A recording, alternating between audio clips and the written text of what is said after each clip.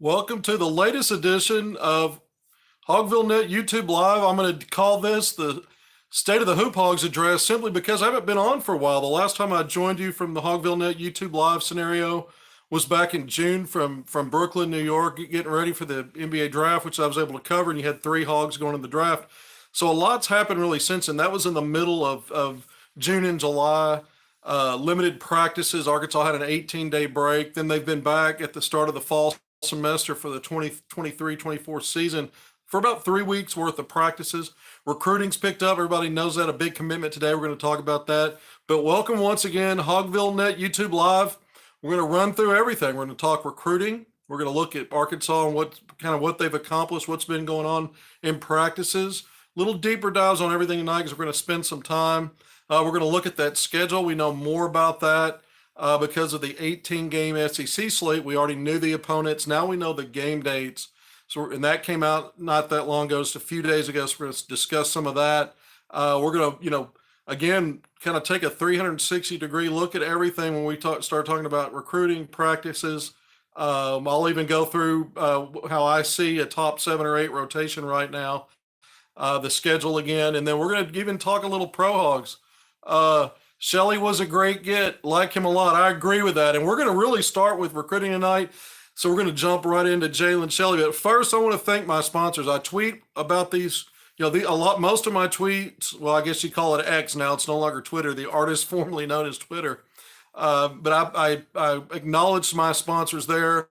Haven't done it as much and been able to do it as much on these broadcasts. So I want to start off with Fence Brokers, Inc.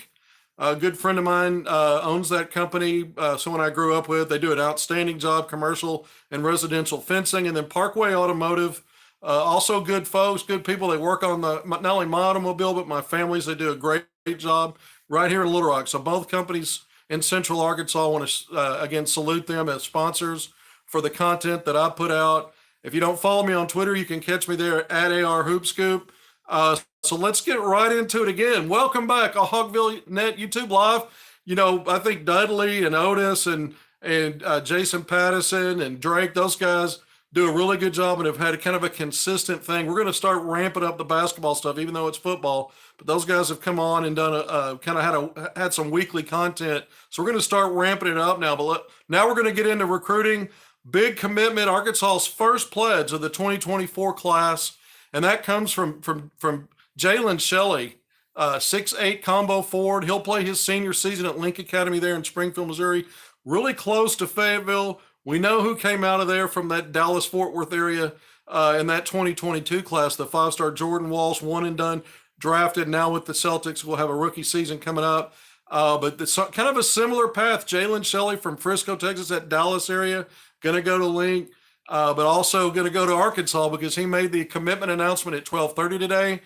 He had texted me just, prior to that he was going to commit to the Hogs. This was a foregone conclusion, really, but he just kind of formally told me off the radar that was going to happen. He was about to go on all the social media platforms to make the announcement, and sure enough, he did. We did an interview, Pig Trail Nation. We had a Zoom interview with him. I think it was a Monday. It was actually Labor Day, so on the 4th. A week ago today, and it was about a 20-minute interview. It was an outstanding interview. Really enjoyed kind of deep diving into his recruitment process, other things going on, his choice to go to Link, the fact that he was a football player like his older brother who was a quarterback at Missouri State and gave Arkansas football Hogs a scare a year ago on his unofficial visit. But he went through that journey, but he also told us it was something very interesting. He's talked about being committed to Arkansas, and he didn't talk in terms of if, but it was all about when. When I'm committed, how it's going to be. And so he telegraphed it. I'd already felt really good about Arkansas's chances here. I made no public comments predicting a commitment, but at the same time, he's the guy that I felt like Arkansas was probably in best shape to get a commitment now from, and that's what happened today. Again, publicly, he had his official visit that started on Friday.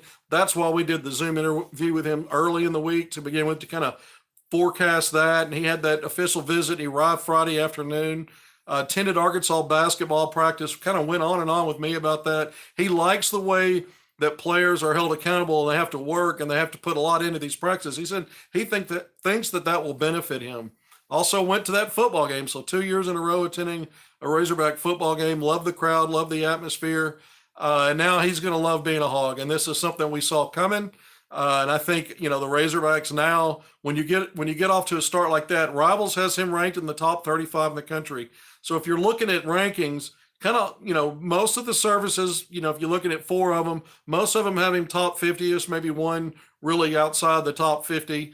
And so, this is a guy that's, you consider not only a high level 4-star, but according to Rivals, he's probably not that far off from contending for a 5-star status there at some point. And then we'll see how a season goes. Now, here's a guy, as much as I've watched Jalen Shelley, here's what I love about him.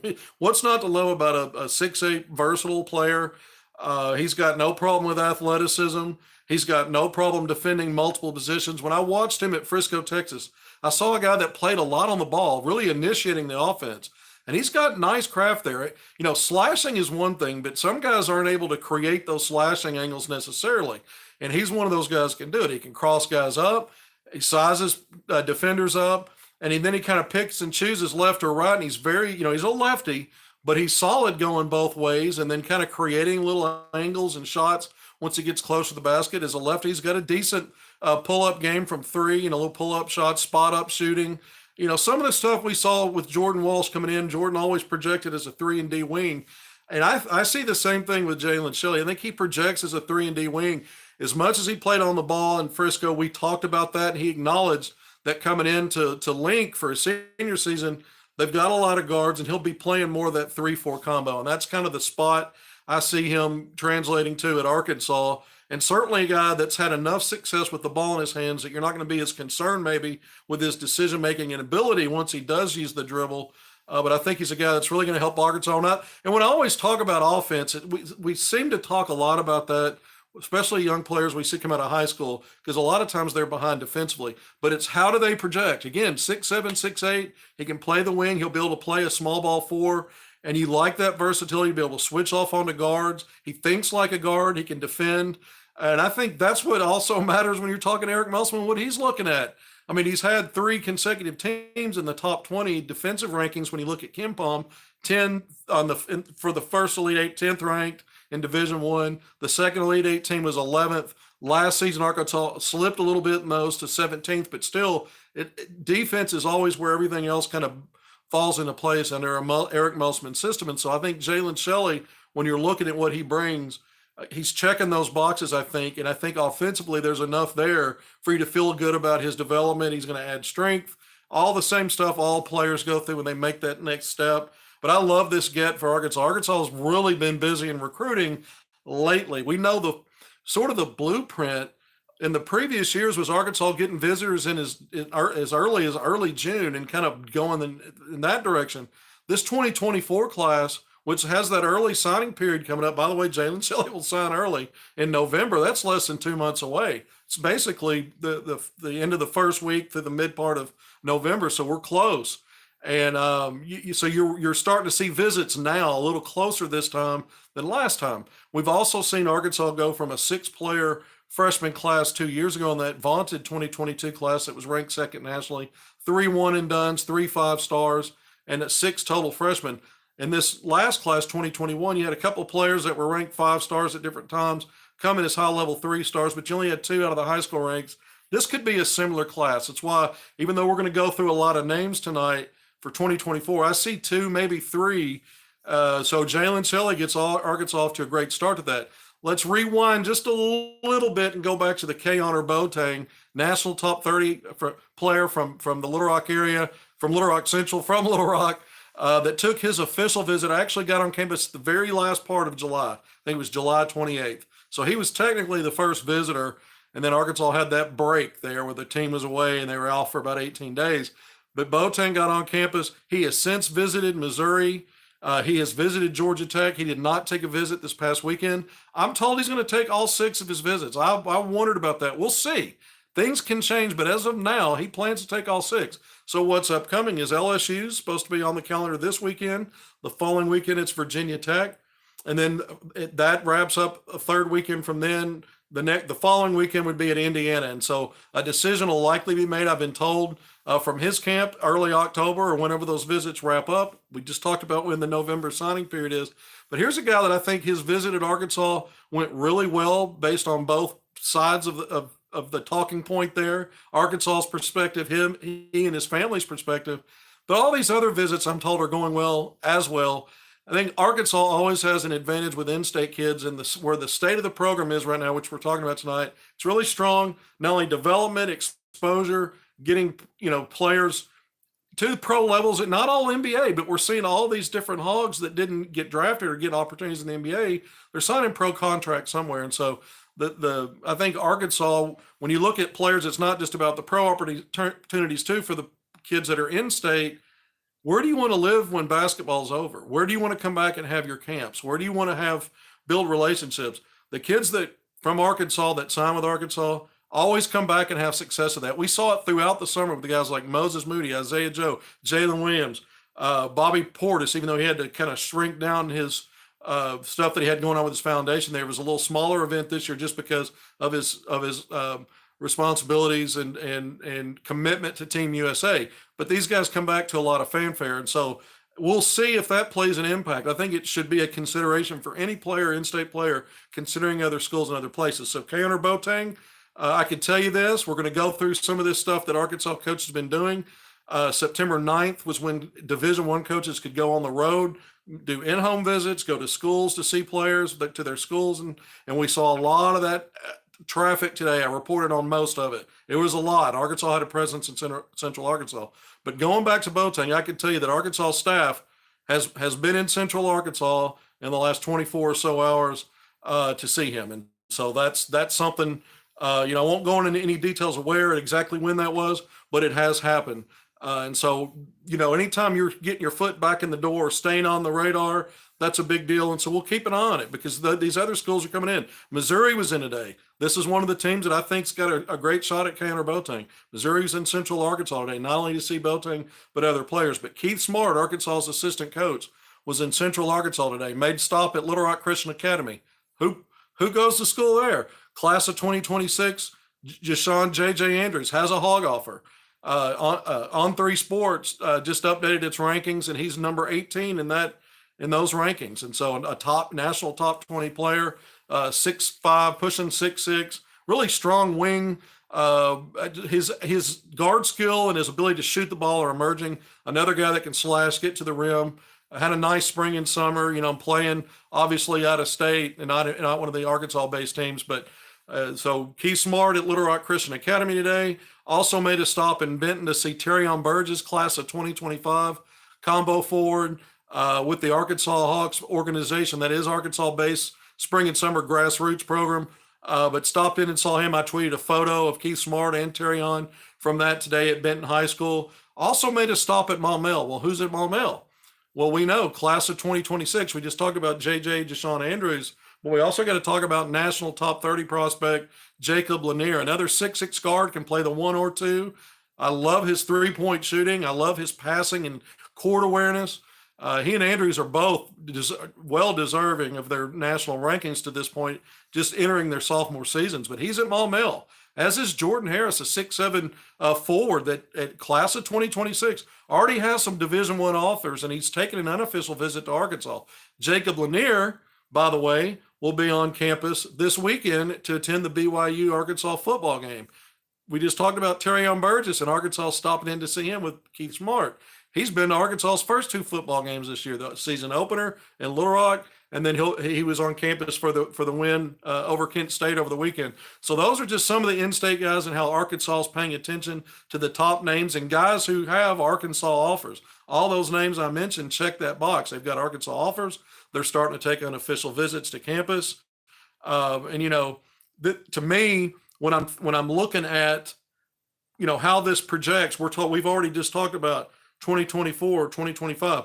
Jashawn Hayes for 2024 and 2026. But out of that class in-state of 2025, in addition to Terrion Burgess, you've got Jashawn Hayes at Whitehall. He's had an Arkansas offer for several months, and he was on campus for the Kent State game. He was an unofficial visitor. All these guys are doing photo shoots with Muss when they're there. They're attending Razorback basketball practice. By the way, you don't want to leave that out and just talk about the football part where they see the fan base and how 73,000 there at Razorback Stadium, but they're also going to practice. And that, to me, that is the biggest thing. As good as this Arkansas staff is at selling the fact that they've got NBA experience, can help players get to the NBA, get them the exposure, get them the development, is just get them into practice. Because when you're talking about what you can do and you can show them, well, we went to an Elite Eight. Well, we went to an Elite Eight. We went to a Sweet 16. All that stuff's great. But give people something, give these recruits something they can feel, touch, and see. And the only way to do that really is to get them onto that practice court and let them see what you're doing to make players better. Let them see the guys that they've been reading about, seeing on television at games, guys like Devo Davis, all these guys that are having success are going to have success this year. Let them go in there and see how that all comes together and how it looks. And I can tell you from everyone I've spoken to, it's different. Most of the recruits, even if they don't want to go on the record, they tell me Arkansas's practices are just better than most places I visit. They don't want that out there, but that's what I hear for the most part. That's kudos to Eric Musselman and his staff and how they get it done. And so, again, all these visits coming up and some of the ones that we just talked about. But here's what's on the menu for this weekend, because Arkansas just had 5 guys in. We know it was Shelley. We know Burgess was in. We know Jashawn Hayes was in. Let's go through the other 2 guys who were there. Malachi Marino, class of 2025, national top 50 from Georgetown, Kentucky, a 4-star. Going to take a ton of unofficial visits over the next several weeks. Arkansas was really the first stop on a tour of unofficial visits. I think he wraps it up after going to 8 or 9 of them with Kentucky, his home state school. But anytime you get a 6'11", 7-foot guy on campus, it's a big deal, especially when they're rated in the top 50, because those don't grow on trees. And so you want to get them on the campus. If they're serious about you and you're serious about them, that's how you do it. Arkansas has had an offer out to Malachi Marino for a while. Again, attends practice, goes to the football game. That went well. And then a guy that was kind of off the radar with Arkansas for a little bit was Bryce Hurd, class of 2025. He's ranked as high as 50 in one of the recruiting services, but top 100 across the board. He's a 6'5" guy. He's a Chicago, Illinois native. He played at Montverde Academy last year. Now he's back in Illinois for this coming junior season. Again, class 2025. He not only took that unofficial visit, so he, again, attends practice, goes to the game. But when I talked to him afterward, after he was there, he had glowing things to say, of course. But he didn't have his Arkansas offer yet. And that came a little bit later Sunday night, not long after I talked to him. And he reported that offer. So he now has a scholarship offer, Bryce Hurd, class of 2025. And he's someone that has told me that he's really been talking a lot with Ronnie Brewer and Anthony Rudis. So it shows you, Arkansas, how well it does using all of its staff to kind of cross-connect with players. That's another thing that I think is a strength with what Arkansas does. They cross-connect. It's not just 1 or 2 guys. It's a multitude of guys, and then they all kind of filter in at some point. They really build those bonds and relationships, and they're all on the same page. And that's how you attract players. It's how you get a guy like Jalen Shelley. Here's a guy that talked about loving Ohio State, grew up loving Ohio State, was going to maybe visit Ohio State. That's not going to happen. He's committed to Arkansas. Was talking about maybe visiting Colorado. Yeah, table that. He's a Razorback. And so you look at some of these guys we just mentioned who were just there. That was the really first big weekend for guys you're trying to strike the iron with now or soon for visits. And you couldn't do that 2 weeks ago when Arkansas football was in Little Rock, because you're obviously not on campus and you're not doing visits.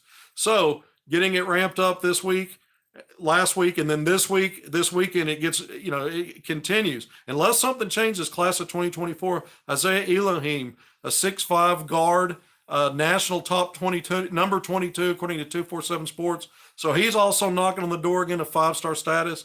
Was previously a top 5 ranked player in that class, but had been injured for a while and was out for several months. Arkansas stayed on him, continued to recruit him. But I love this guy's creation game. He's strong, he's sturdy, he's thick, he's solid, he's got skill. And I love his slash and burn game because he also uses both hands off the bounce, sets guys up, and reads the body. If he feeling contact, he's strong enough to deal with it. And he just kind of blows through people. If you give him space, he's going to pull up on you. If you try to angle him one way, he's going to do a pivot and a turn or figure out a way to cross you up and get to the basket. But I like his pull-up game. What I've seen from him from three is good in spot up. We'll see if he adds some creation work to that. But I really like Isaiah Elohim, but he's a guy that's scheduled to come in for an unofficial visit this upcoming weekend. I mentioned Jacob Lanier, the class of 2026 guard from Central Arkansas. He's coming in. Another class of 2026 player, Ladero Robinson Jr. out of Marion, another in-state kid from Marion. Marion's had a good basketball program over the years. He's sort of a forward, plays with the Arkansas Hogs, same, so he's one of those younger players that Arkansas is, just starting to learn about. He's a guy that they want to get on campus and, at least have him go through that experience. So you've got those guys coming in this weekend. There'll be some other names that emerge, very likely for recruits coming in and checking out Arkansas with this game hosting BYU, because we know Arkansas is about to have a big stretch of games where they play away from Fayetteville and away from home. So they're going to make the most of these opportunities while they can. And so it's been a good visit group so far. I mentioned the fact that Arkansas hit the road already today. I mentioned Keith Smart in Central Arkansas. Coaches were out all over the place already today, and that'll be the case throughout the week, and even some moving forward. But everybody wants to jump out with their best foot forward. And even if Arkansas is going to keep it to 2 or 3 players out of the high school ranks, you cast the wide net, and you do that for every class you recruit, because you never know when you might want to expand on that in terms of what's available to you and who you can get. And I think, I say 2 or 3 for this one, but if Arkansas can get pinned down the right guys, they could grow that. I don't think they're going to. I think they're going to keep it limited to those 2 or 3. But we'll see. And again, we talked about what's in the just immediately coming up. On October 7th, Arkansas has another class of 2024 player, Raquise Passmore, 6'5" wing, Combine Academy in North Little Rock. He'll be coming in for an official visit. He's got some other ones obviously set up that he's taken throughout September. Arkansas gets him October 7th. The football Hogs will be on the road. They'll be playing Ole Miss the next day. So he comes in on a weekend when he's scheduled to, when Arkansas doesn't, have anybody in or have a home crowd in for a football game. And then at the end of the month, October 28th, it's an off week. It's a bye week for the football team. And you've got the Razorback basketball team. And it's what should be at that point the second exhibition game. It's that charity game against Purdue. Purdue's ranked most of the way too early preseason rankings, top 5. They've been dominating the Big Ten of late. Arkansas will be hosting that charity exhibition game. I think it's going to be a great turnout because, again, you're not competing with the football Hogs. You get them on a Saturday all to yourself. But Arkansas is going to have Jermaine O'Neal Jr., class of 2025, a 6'5" wing out of Dynasty Prep in the Dallas-Fort Worth area. We keep looking at all these players Arkansas's really zeroing in on from Texas and especially Dallas-Fort Worth. That's what getting guys like Anthony Black and Jordan Walsh does for your program. All of a sudden now, your name's on all the lips and all these coaches and players and in those areas. They understand Arkansas is coming to town. That's a big deal. And so you want to get these players on campus. For Jermaine O'Neal Jr., the son of really Jermaine O'Neal Sr., Hall of Fame player. He was back from the none and done era back when, you thought about guys like Kevin Garnett and Tracy McGrady, Kobe Bryant, and then LeBron James. Jermaine O'Neal Sr. was a none and done, came right out of high school, drafted by Portland. Musselman's dad, Bill Musselman, was an assistant there when Jermaine O'Neal Sr., so there's that coaching connection. And a guy that really his big years were, when he was playing his best years, I think, obviously, were the Indiana Pacers. But anyway, so there's connection there. We're going to hear a lot more names, by the way, for visitors coming in for that October 28th date. That's the first one. There's more. We'll get those out when we can.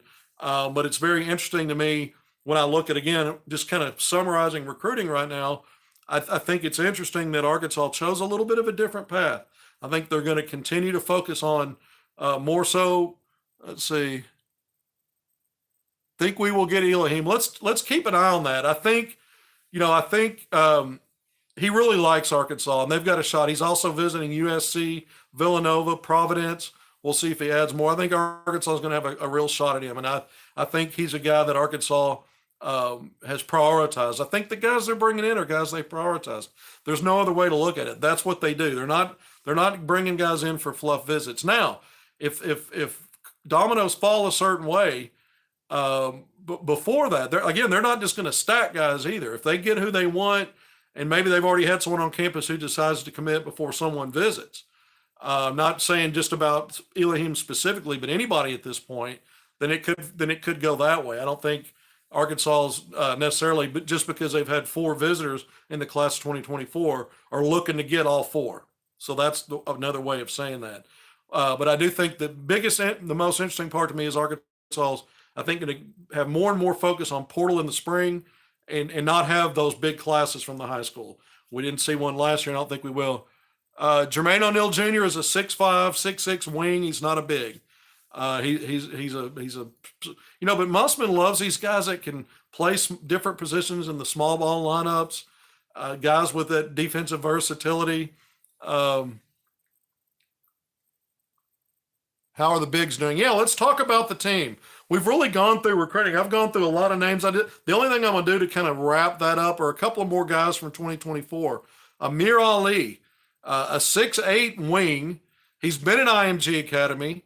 I still list him with IMG Academy, but he's about to change schools. I don't know if the announcement came out today. I didn't see it. I looked for it. It could be coming out tonight. But his dad told me over the weekend we've got another school destination for his senior year, and that'll be announced this week. So, but he's been with IMG Academy. Arkansas's been recruiting for a while. He's a national top 50 player. He narrowed his final 5 over the weekend to Arkansas, Kentucky, Alabama, Kansas, Arizona State. I've got a source that thinks that maybe maybe Kentucky and Alabama haven't been recruiting him as hard as the other 3 schools.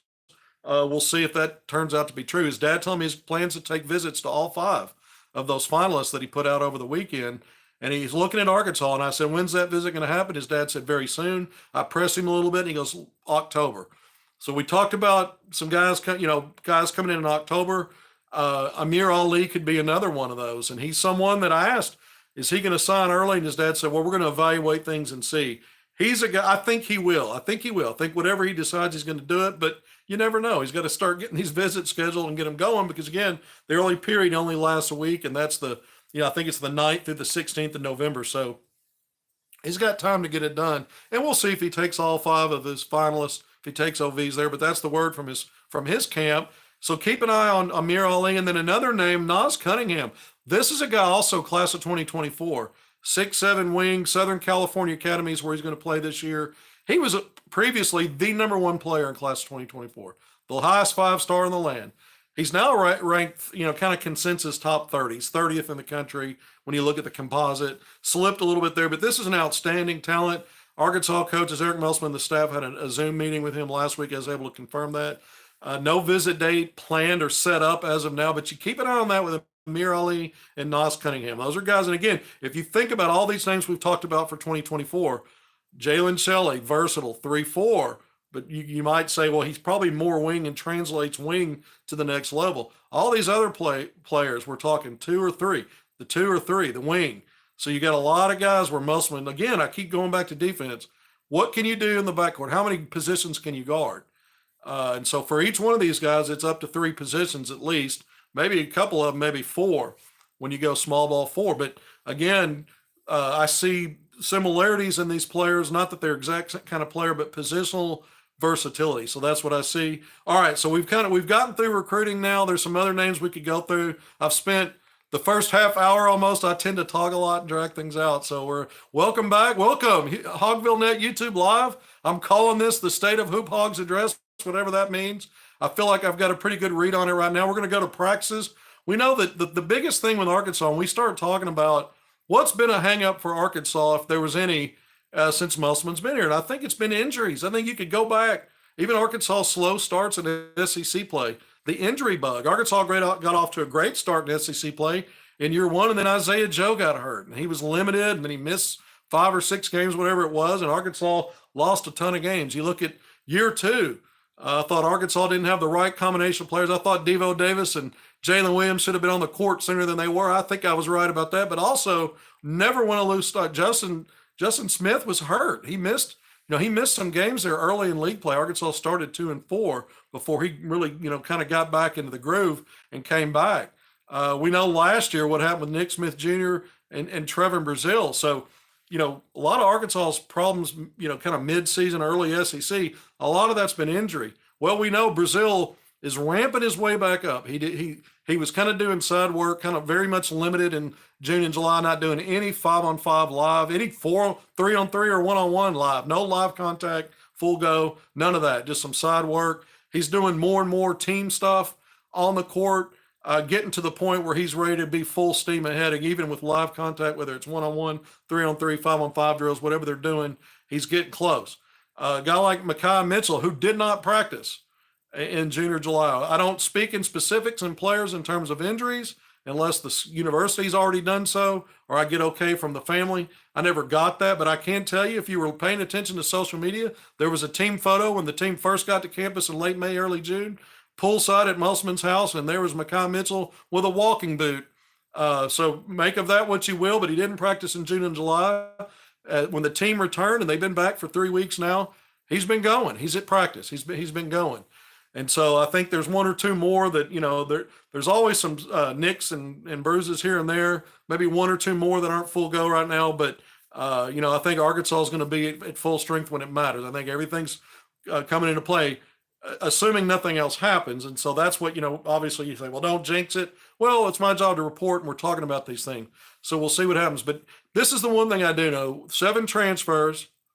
You've got, between the transfers and the guys that came back, Devo Davis, Trevin Brazile, Makhi Mitchell, Joseph Pinion. When we start looking at what Arkansas has back in the fold and what the Hogs returned, Jalen Graham, you had a lot of experience in the returnees, and you got a ton of experience, 35 years of Division I experience with all of it. And I know for a fact this staff has been able to install, implement, put more into their game plan at this juncture to where we are now, limited practices and still limited, still 4 hours a week for maybe a couple more weeks, and then it ramps up. But they've been able to install and put in more and trust guys at this stage than they ever have in 4 previous seasons. And so the next question is, okay, they got a lot of experience, but what does that mean? I think when I look at this roster, it's Arkansas's deepest team in terms of positional skill versatility. I think they got plenty of bodies on the front line. They can go small ball. I like the guards that they picked up in the portal, basically in a 2-week window in early April. I like it all. Are there 3 guys that are going to be draft picks? Do I see 3 surefire NBA first round or early second round draft picks? No, I don't. But I see at least one guy, I think, if he stays healthy, Trevin Brazile, who's going to be a first round pick. The Ringer came out the other day with its top 30 players for the prospects for the upcoming NBA draft in 2024. Brazile is at number 28. I kind of think that's that's sort of a maybe a floor for him, or a high floor for him, but I think there's a ceiling that's even better if he stays healthy and does what I think he can do. Musselman called him a top 5 player in the SEC last year before he went down 8 games, or at the time when he went down after 8 games in non-conference play. Devo Davis is an all-league player, all defensive team player who's back. Those are great bookends. Makhi Mitchell started every game but one and did a lot of good stuff on the team. And Arkansas doesn't go to a Sweet 16 without his contributions. And so I think a guy like Brazile complements him and allows him to be himself. And you're not missing something on that front line because Brazile checks other boxes. I think Jalen Graham's had an outstanding camp, and he's definitely had an outstanding summer.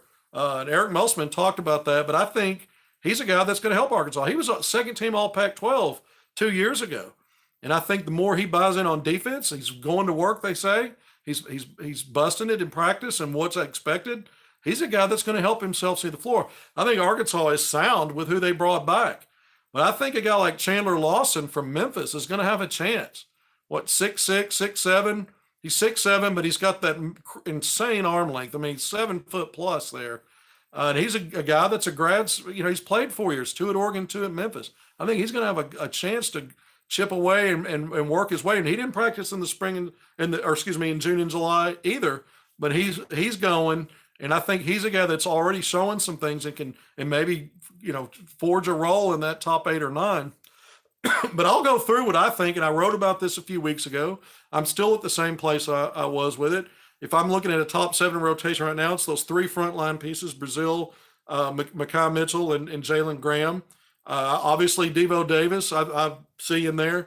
So those are 4 guys that are coming back when we're talking 7. I think Trayman Mark, the transfer from Houston, here's a guy like Devo Davis, has all that winning pedigree over the last several years playing for the Houston Cougars and Kelvin Sampson. But he's also a defender. He's a defense first kind of guy. His offense is emerging, but he's a lefty. He's a guy that I think, like Devo Davis, you're looking at these guys and going, these are at minimum coming in projecting all league defensively. That's huge, especially for a team. We keep talking about it. They hang their hat on defense first and foremost. So I think Trayman Mark's a day one starter. If there's any scenario where he's not in the starting lineup, he's either hurt or they've got some other way that they imagine him as a six man. But I think he's a day one starter. So those are 4 names in the top 7 rotation that return, plus Trayman Mark. I think Khalif Battle. Now here's a guy that's had health. He had health problems at Temple 2 years ago. Last year, he had more of a full season, not quite. He's a guy that, didn't finish up the limited summer practices.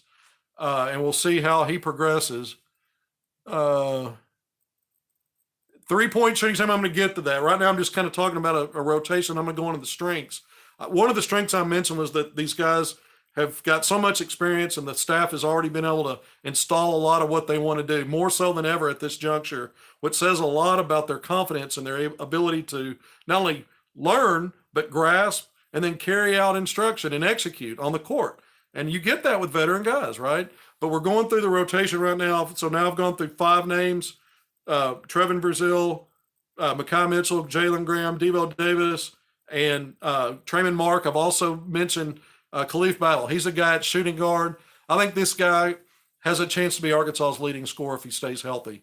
I'd say something similar about Trevin Brazile, but I think you put Khalif Battle, 18 points a game at Temple. You look at his last 2 seasons, shooting right around 38% from 3 and making 3 per game. So you got volume and efficiency there. You want to talk about 3-point shooting. So those 6 are in there. I think L. Ellis, he's going to get an opportunity. He's a 4th year, he's played 4 seasons of college basketball, 2 in JUCO, was a leading scorer in junior college, went to Louisville, leading scorer at Louisville. And they weren't good. They were horrible.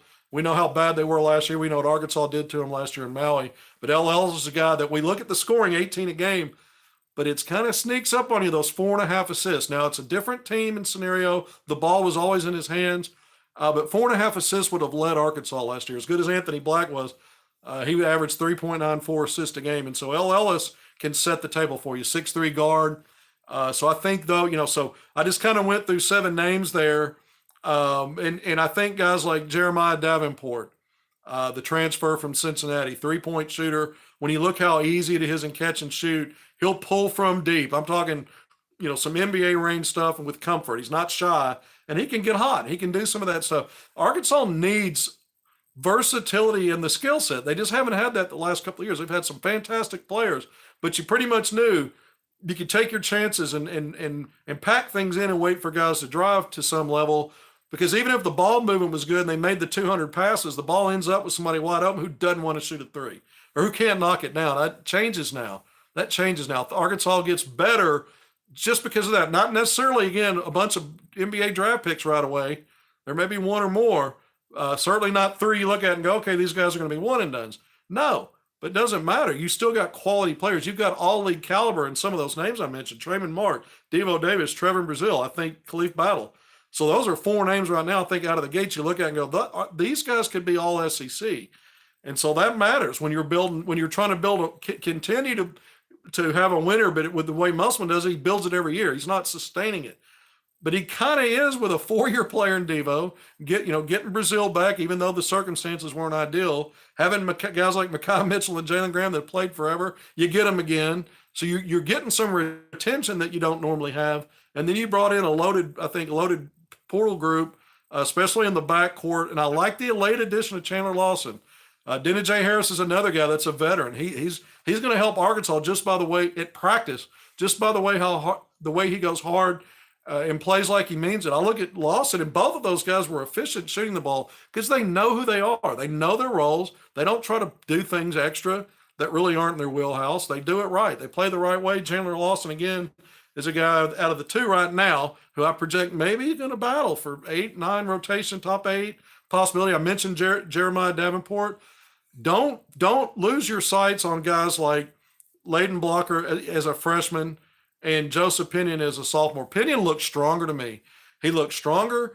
He looked, his sophomore season in high school, I really thought you understood why schools like Duke were calling about him. Kansas was interested. You could understand some of this stuff because he's more athletic than you might think. You look at him and say, "Oh, shooter."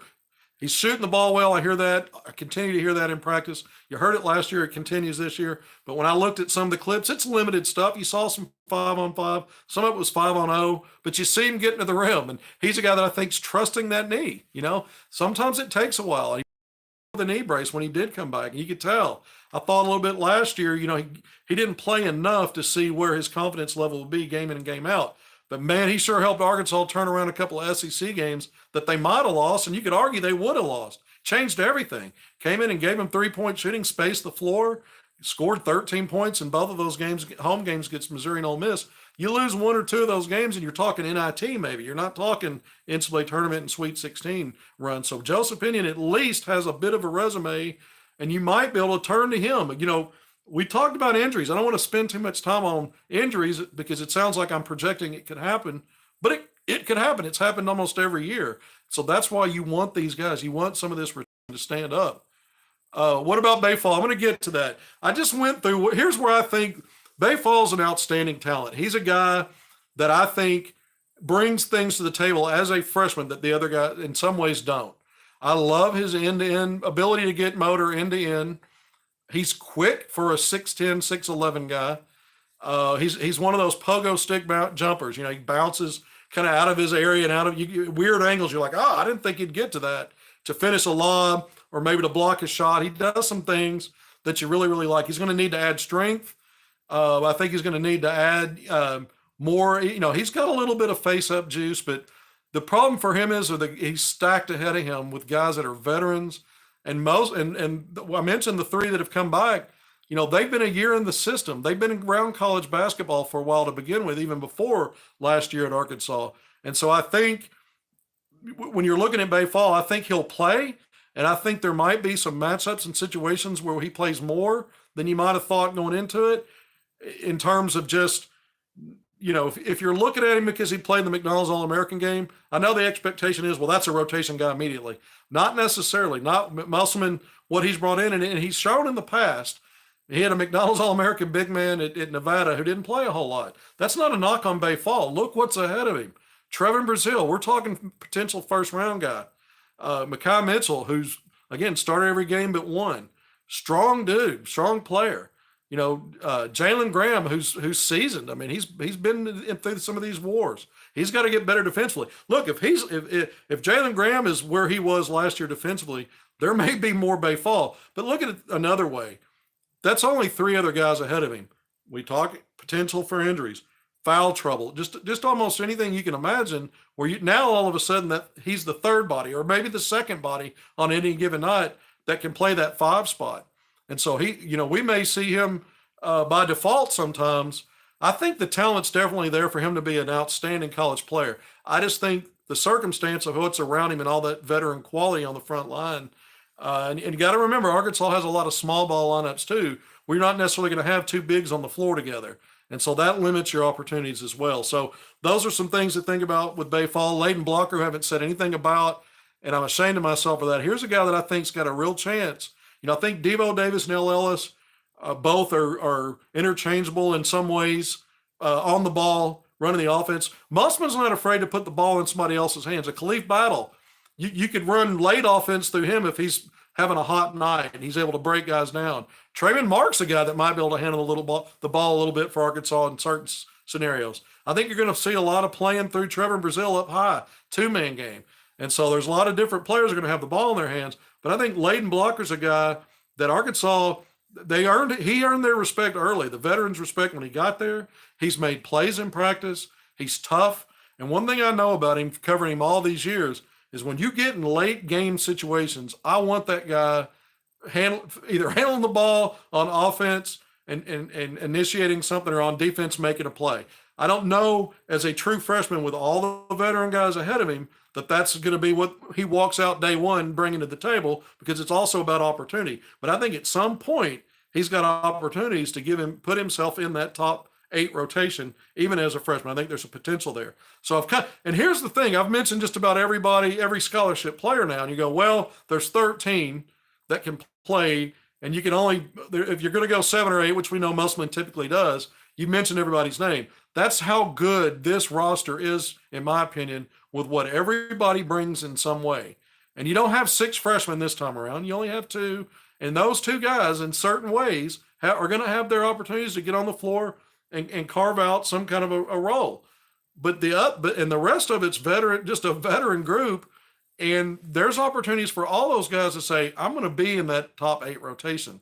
And maybe, we've seen Eric Musselman change the top 7 or 8, not all of the top 7 or 8, but maybe 2 or 3 throughout the season based on what's needed in matchup. So even though you're only going to run 7 or 8 deep game to game, who's in that group can change. And so you might see, I think Arkansas is better equipped now than ever for more guys to be in contention for some of those back end of that rotation. We have enough talent against, types of basketball world. Connecticut, do we have enough talent? Well, I mean, Arkansas has run into a buzzsaw in a couple of NCAA tournaments. Baylor, 3 years ago, a team that's looked destined when it got in the tournament to win it all. They certainly did. Arkansas played the best game against Baylor, at least on the scoreboard, 9-point loss. And then Connecticut was just blowing through everybody. I mean, sometimes it's not all about talent. It's about fit, getting guys to mesh. Do you stay healthy? Do you get hot at the right time? Are guys coming together at the right time? UConn wasn't a perfect team. It was a 4 seed, but it was almost perfect in the NCAA tournament. This, to me, when I look at this roster, is a Final Four roster. It's got the makings of it. I'm shocked when the Athletic came out with its top 25 a week or so ago that Arkansas wasn't even in the rankings. Tennessee, you look at ESPN a few days ago, I think a week or so ago, updated its rankings. Arkansas's 14th. I think coming in, that's probably about right. But I think some of that has to do with, Arkansas went 8-10 in the SEC last year. Arkansas had 3 players go in the draft off that team. And so when you're kind of looking at things, if you're really drilling down on it, that was such a young team and its best players were brand new. They just right out of high school. And then Brazil, one of those goes down. And so you didn't have him. So, you're looking at some things and you're going, well, Arkansas, they don't have quite maybe the NBA talent right away. And they've got a lot of new players again. A lot of schools are doing it, though, really kind of turning the roster over. Eric Musselman does it better than anybody. All right, so we've kind of gone through what's been going on at practice. I talked about how they're further along than they typically are. They're about 2 weeks out from ramping things up. Last week, by the way, just kind of an update. I wrote about this and talked about it on Pig Trail Nation, but Arkansas last week worked on press break. Their schemes to deal with teams that press. They've got more than one way to address that. And Eric Musselman said it was kind of a theme. I think at times in the past he's talked about themes, and he's talked about that. And so, this is sometimes Arkansas has a theme. It's not all they work on, but it can become a theme. And so I'm missing some of these comments. I'm going to try to catch some more when they come back up. But those are some of the stuff that you look at. Arkansas is a 3-point shooting team. I mentioned some of the names: Jeremiah Davenport, Khalif Battle, L. Ellis is not shy. Trevor Brazil shot well from 3. Joseph Pinion's percentage was best on the team relative to his playing time. It was still the best percentage. And Devo Davis, for a guy that was around all year long, and you look at the guys that left, he had the best 3-point percentage. And he calmed down on his shots. He wasn't forcing shots off the dribble, taking ill-advised ones necessarily. Really took his time, got his feet set off ball movement, and his percentage went up and his volume went up too. He was trusted more with it. So yeah, I think across the board, this team, after 2 dismal back-to-back seasons of 3-point shooting, I think Arkansas will be much better there. I think guys like Khalif Battle can get theirs at all 3 levels. I think he can break it off, get you mid-range, get you to the basket. He likes to dunk the ball on people. He's strong. I think L. Ellis, again, off the bounce, he's picking and choosing as a facilitator scorer. Devo Davis, we saw what he did to Kansas in the NCAA tournament. We know he's capable of stuff like that.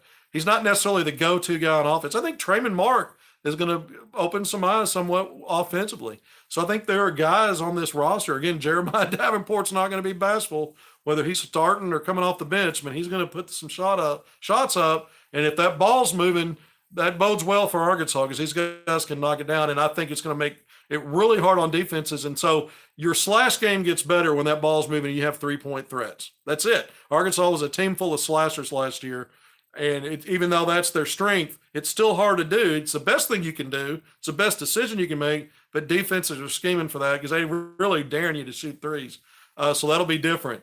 So I think that gets better. The free throw shooting percentage, Arkansas has been outstanding, getting to the line in volume, getting makes and attempts in volume. And if you're getting makes and attempts in volume, means your percentage is really high. That wasn't the case last year. Arkansas wasn't quite as good, and how often it got there, it was good, but not quite as good as it was in the past, but just under 70%. We know it was a big problem last year. Fouling was often a big problem. Turnovers at times, a lot of that's youth.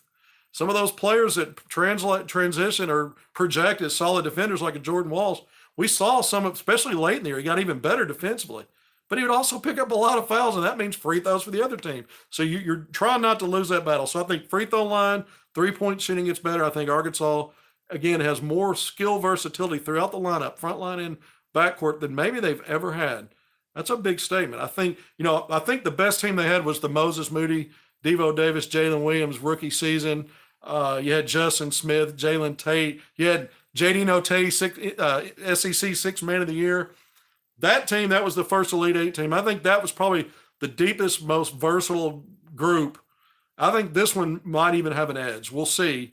And we know how that season played out. It wasn't perfect, but, man, it looked perfect once Arkansas started rolling. 12 wins in a row against SEC teams before going on to the Elite Eight. And, of course, they get another Elite Eight. Arkansas's done a lot. The state of the Hoop Hogs, this address, is to say, looking at results in the last 3 years, it's outstanding. It's a top 10 program. If you combine recruiting and social media, all that, I think it's a top 5 program. I really do. So, there's discussion there. It's subjective, but where does it go from here? And I think it sets up beautifully for this team. Again, can this group stay healthy? That's a big part of it. I haven't even talked about the schedule. It's something I want to do. We're 51 minutes in, but I'm going to get into that. They just released the playing dates for all 18 games. Here's what stands out. No more SEC Big 12 challenge in that late January game that pushes SEC play into December for some teams. Now it's SEC ACC challenge. Arkansas hosts Duke in late November after playing in the battle for Atlantis. We'll go through some of that. But SEC-wise, they open with Auburn at home. Auburn's projected in one poll that I saw, I think it was The Athletic, in the 20 to 25 in the rankings there. Arkansas not in the poll. Yeah, that was weird. But Auburn's a team that's been vying for top 4 or 5 SEC championships, won one a couple of years ago. So Arkansas opens at home with Auburn on January 6th. They go on the road for a couple of games after that. But here's what I think. When I look at this schedule, you get Kentucky home and away for the second consecutive season, only the third time that's happened since Arkansas has been in the SEC. Last year, you went mid-season and got a big road win in January at Rupp Arena. Then you lost at home at Bud Walton Arena on CBS in the return game. This year, they flipped the home and away. So this year, Arkansas will host in mid-January or late January. It's late January, midway through SEC play. And then in the last 3 regular season games in March, Kentucky's the first of those last 3 games, and that'll be on the road. So Arkansas will be at Rupp Arena for that one. And then you've got Alabama on the last game of the regular season in March 9th, I think, on the road. It's the 5th time out of the last 7 games that Arkansas will have played on the road against Alabama. I think Eric Melsman's not real pleased about that, even if he won't talk about it directly and mention team names, but he will talk about the lack of balance in SEC scheduling. It's meant to be fair, and it's very lopsided. Arkansas does get Tennessee at home on Valentine's Day, February 14th. Has been a similar pattern with Tennessee, a lot of road games, not as many in Bud Walton Arena lately. This year, there's no return game in Knoxville, just at Bud Walton Arena, but that starts a 3-game stretch that I see 2 3-game stretches just looking at it from now, where teams look to me to be now who the strong teams are in the league. You got Tennessee, and then you go on the road to Mississippi State, and then to Texas A&M. A&M is going to be a ranked team preseason. Mississippi State's got a hell of a squad. They beat Arkansas and Fayetteville last year. They're well coached. So those 3 games, February 14th to the 20th, home against Tennessee. That's going to be a preseason consensus top 5, top 10 team. Home against Tennessee, on the road, Mississippi State, and then on the road to A&M. And then the way Arkansas finishes it, I mentioned that road game at Kentucky, the first game in March 2nd. Then they come home for LSU.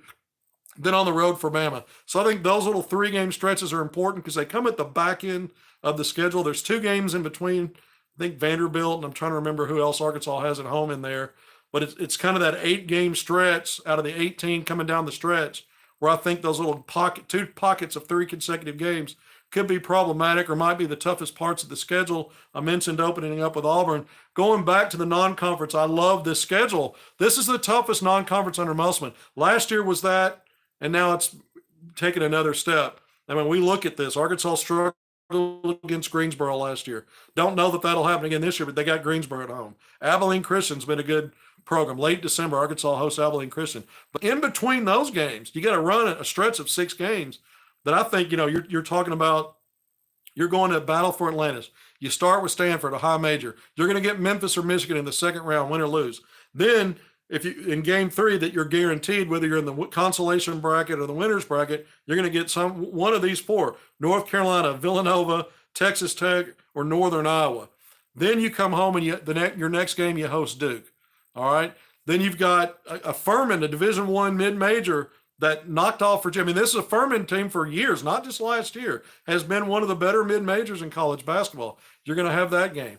And so then you've got Oklahoma for the 3rd time. You wouldn't call it a rubber match. We'll see if they'll be in the SEC. So a rubber match out of conference when you look at these last few seasons, because both of those teams split, but you're back in Tulsa at the BOK Center for Oklahoma.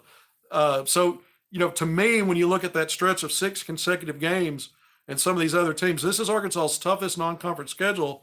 And I think the SEC this year, I went through some of it. I mean, Tennessee, Kentucky, Texas A&M, Alabama, Auburn, Mississippi State. I think those are probably the teams. I think Florida, I'm not even sure Georgia. Arkansas has home and away this year. They're playing Georgia twice. How many seasons would you have loved to see that? I think Georgia's going to be better. I think they're improving.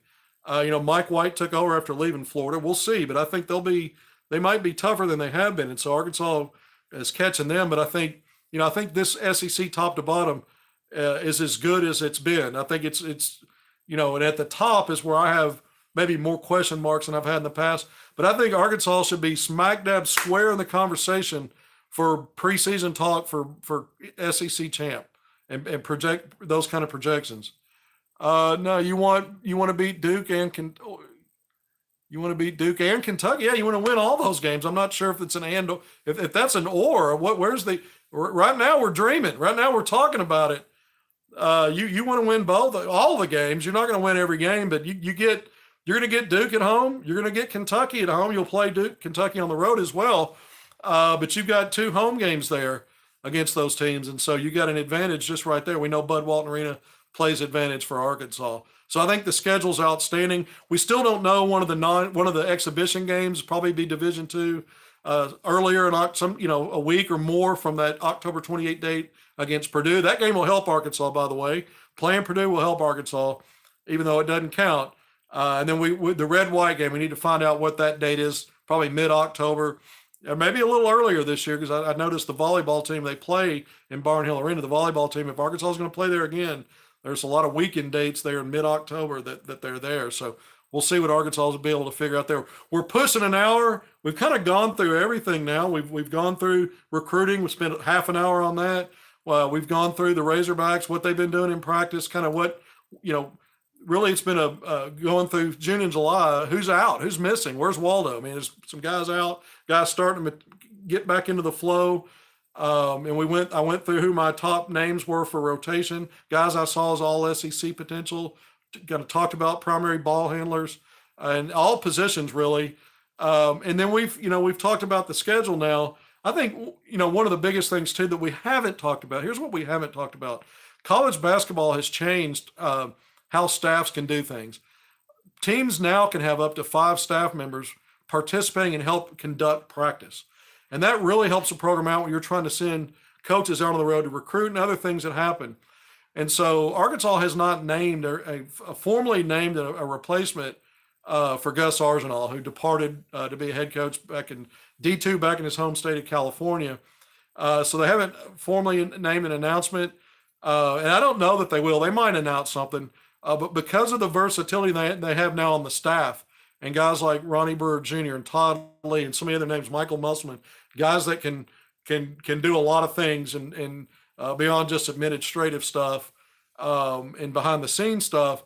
I think Arkansas's they put everybody on the bench as it is. I mean, it seems like everybody that's on that staff is somewhere on the bench or behind it during games. And so we'll see if there's any kind of formal announcement or if they formally have to name a third bench assistant or if they just, because of the versatility, how they can rotate 5 guys, how that's going to look. I don't know how it's going to look.